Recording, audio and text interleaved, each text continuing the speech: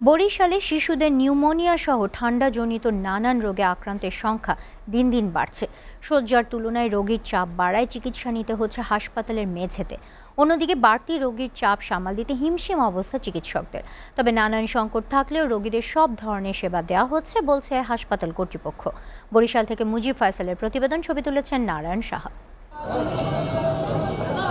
Barishal Sherebangla medical college হাসপাতালের শিশু ওয়ার্ডে বেশিরভাগ শিশুই নিউমোনিয়া, জ্বর, ঠান্ডা এবং শ্বাসকষ্টজনিত রোগে আক্রান্ত। নিউমোনিয়া রোগী গেল 1 মাস থেকে চলতি মাসে বেশি ভর্তি হতে দেখা গেছে। সিট না পেয়ে হাসপাতালের বারান্দা ও মেঝেতে চিকিৎসা সেবা নিচ্ছেন রোগীরা। কখনো কখনো একই বেডে 2-এর অধিক রোগী থাকছে। সরকারি হিসেব অনুযায়ী 41 শয্যার শিশু ওয়ার্ডে প্রতিদিন ভর্তি থাকছে 4 শতাধিক শিশু। এর মধ্যে প্রায় 50% শিশু ঠান্ডাজনিত রোগে আক্রান্ত। চিকিৎসা নিয়ে তেমন অভিযোগ না থাকলেও বাথরুম এবং নার্স আয়া বোয়াদের ব্যবহার আরও ভালো করার দাবি রোগী ও স্বজনদের। এখন বাচ্চা সুস্থ, নিউমোনিয়া হয়েছে, ওষুধ পানি দিছি, এইখান দিয়েই দিছি না, ওষুধ পানিতে কোনো সমস্যা হয়নি। ওর জ্বর হয়েছিল, জ্বর হওয়ার পরে আমরা ভর্তি হয়েছি।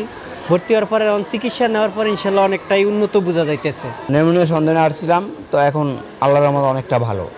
নিউমোনিয়ার চিকিৎসা হাসপাতালে না করলেও হয়, মা একটু সচেতন হলেই বাসায় সুস্থ করা সম্ভব বলে জানান এই চিকিৎসক। এখন আমাদের নতুন একটা শিশু হাসপাতাল অলরেডি কমপ্লিট, প্রায় সাব স্টেশন হলে হয়তো হ্যান্ডওভার করবে, কিন্তু তারপরে হয়তো এটা বাড়বে। হাসপাতাল কর্তৃপক্ষ বলছে নানা সংকটনীয় রোগীদের চিকিৎসা সেবা দেয়া হচ্ছে। শিশুদের জন্য আলাদা ভবনের কাজ শেষ হলেই সংকট দূর সহ সেবার মান আরও বাড়ানো যাবে বলে জানান তারা। এসিটিভি নিউজ ডেস্ক।